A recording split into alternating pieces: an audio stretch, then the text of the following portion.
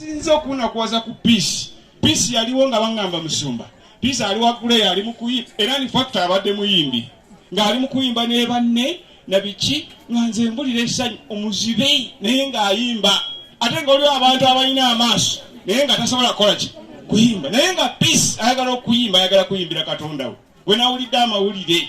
Nibangamba peace yayiriddemu abo abafudde mu kkono nawulira nga nsaanawo.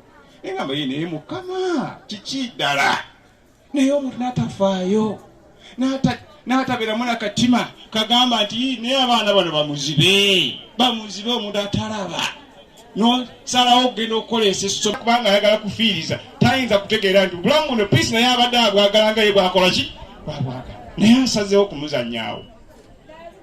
So Katonda teyalimba. Njagala kumaliriza nabagambe sigenda kwogera nnyo. Mukadde soma Isaaya 4:3.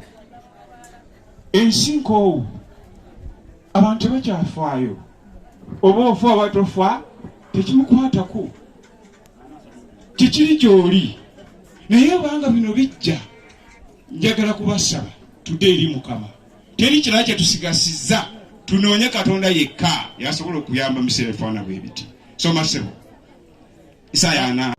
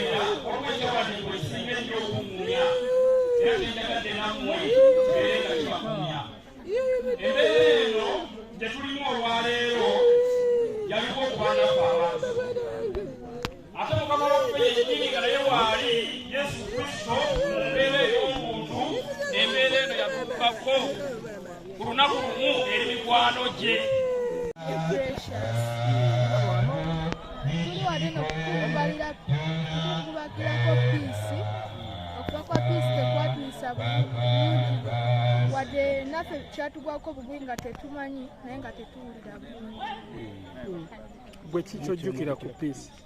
Peace yali muyimbi, peace nga mwana mulungi nga n'abaana bonna bamwagala kuba yali alidinga bulungi mu church.